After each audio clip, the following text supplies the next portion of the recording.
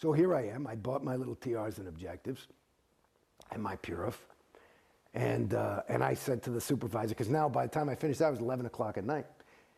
And I'm like, okay, well, when do we start? You know, she said, when can you come in to start the course, to finish up? I said, you know, let's start tomorrow. I said, I could be here 7 in the morning. I said, well, we don't start till 9. I said, you know, I'm come here to do something. I've been here all day. You guys say you got a product, you want it, you know? So she came in at 8 o'clock for me. So I came in and I just started. And I read all my shit in there and sounded good. And the first exercise is a thing called OT-TR0, which is basically where you sit 3 feet apart from somebody. You cannot have any thinking mechanism, and you close your eyes and you're totally relaxed, but there's another person 3 feet in front of you doing the exact same thing. And the exercise is to be in communication with that person and your environment. But fully, the key word is confronting, which is, he defines as facing without flinching. So without thinking anything, like if I'm doing it with you, I'm thinking, okay, Mark, he's got that beard and he's probably hiding by. Then I'm flunking, because I'm thinking, instead of just being there, without any thinking. And so I have to be able to be, and you do this, it says, until you get a major stable win. Okay? So I said, fuck it, okay, here's my first Scientology shit, and I'm there with some whoever, and I'm sitting there, and I'm facing him without flinching, and I had a major stable win. What I did, according to Scientologists, and I don't have any other nomenclature for it, so it would work for me, but I went exterior. So in other words, the concept would be your thetan, you, your soul, whatever you want to call it. That's who you are. You're not the body. I'm not Jason Beghe. Jason Beghe, it's like buying a new car. I'm the driver of the car, okay? So basically, I went exterior, and to get back to the beginning of my story, I felt for the first fucking time the biggest win in my life. I knew who I was. That question that I've been asking since I was cognizant. Who am I? I knew who I was. And this was huge for me. I said, wow. And this is not even that fucking auditing stuff they talk about. This is just some fucking, you know, some thing. Yeah. And I said, shit, that's awesome.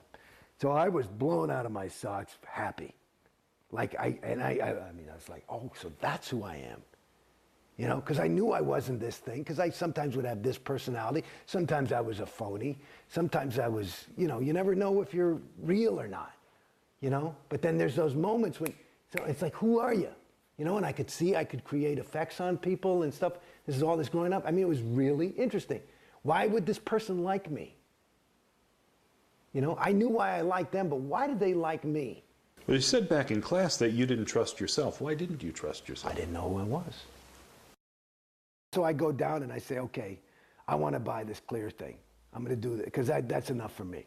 I just go right there. No reg ever had to reg me. As a matter of fact, I used to reg the regs. They would fucking run, because I'd do things to them, you know, and stuff like that. I'd fuck with them. I like doing that. But at any rate, so I go to the reg, I say, I want to do this thing. And I figure it's going to be like, you know, between 5 and 10 grand. You know, because the Purif thing was like 1,100. Friggin' clear thing, it's going to be more. But I figured, what the fuck? I had a couple of bucks saved, and I said, what?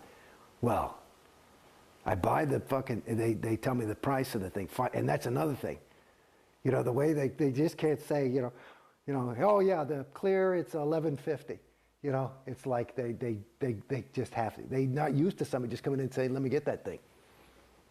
So that was hours and hours and hours. And of course, Bodhi, you know, is like, he's in there with me, and he's my FSM, and at that point, you know, he's going to get 10%, and he's excited because, you know, he was broke at the time. And at any rate, it was like 50 grand. So within 3 weeks, within 3 days, and I probably had 60 grand in my name at that point. I plopped down 50. I said, let's go. That's a huge commitment. Well, and so everybody fell in love with me, and David Miscavige called me, and everybody, they started, you know, he wrote me a letter and all this shit. You know, everybody's got all this excitement about me.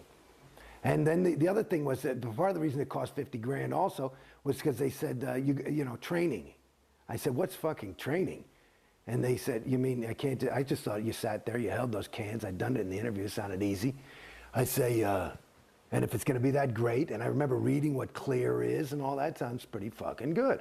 And all I'd done is sat there and I knew who I was. That's all I'd ever, which probably the biggest win I had in Scientology was on that first day. At any rate, so I go to, then they sell the training. I said, what's that? Well, you learn to be an auditor. I said, listen, you know, I'm an actor, I'm not an auditor. You know, that's cool. You know, blah, blah, blah, and they're trying to get me to do this thing and buy a fucking e-meter. And I, you know, 3,000 what for that fucking thing? It looks like a fucking transistor radio. And, but I'm like, oh man, okay. But I trust them. I figure, you know, because they're delivering a thing. These are good people. You know what I mean? And I'm also looking at these people, and it's these decent people. They're decent, and I'm trusting. So, and they are. And so they sell me the training. They tell me, finally, the only reason I bought the training, they said it's half the wins. Oh, so you, in order to get the wins of the auditing and really going clear, you have to be trained.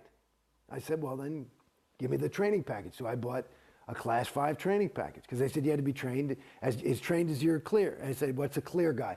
So a class 5. Now, you should know that a lot of people fall for this sales thing. And there is probably, I would guess, my guess is conservatively is there is probably $500 million, is my guess off the top of my head, of unused training that has been bought. People buy it, but they can't confront it. They can't face it without flinching. Okay? Me, I'm a class 5 auditor. I fucking did it. I liked it. I thought it was cool. I actually got a lot of wins out of that shit. So that was part of another reason why people liked me, because I was actually doing it. I didn't mind going on. I would quit. I'd say, I don't want to go on that audition. I'm going on course. You know, I was here to go clear. I figured I can do this in about 5-6 months. What the fuck, you know? Let's go.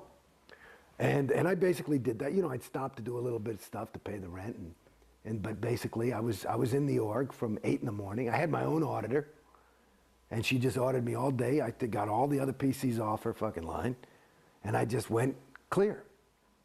Well, I actually went through my grades. It turned out I was a past life clear. That's why I was so able. And well, explain what that concept is, past life clear. Well, what is that? Oh, dear God. Past life clear. Well, in other words, you know, I was born in 1960. Scientology was developed in 1952, but the LRH was doing Dianetics. I'm having a moment. See, this is part of the moments of coming out of Scientology, for me at least. I think it might be something common to a lot of people, but there are moments where you just feel a loss. And it's not a loss of, I miss Scientology by any stretch. It's a loss. It's a regret of having invested so much in something that is empty. And so there are these moments, I just had one, where you just go, whew. So at any rate, a past life clear would be somebody, because a clear even though LRH says absolutes are unobtainable, that's a state that he called a homo novus. You're not even a human being. You're not even a homo sapiens anymore. Homo sap, as he calls it. You're a homo novus, which would be new man in Latin. And so it's a new state on the evolutionary track. So I'm more evolved than regular mortal humans.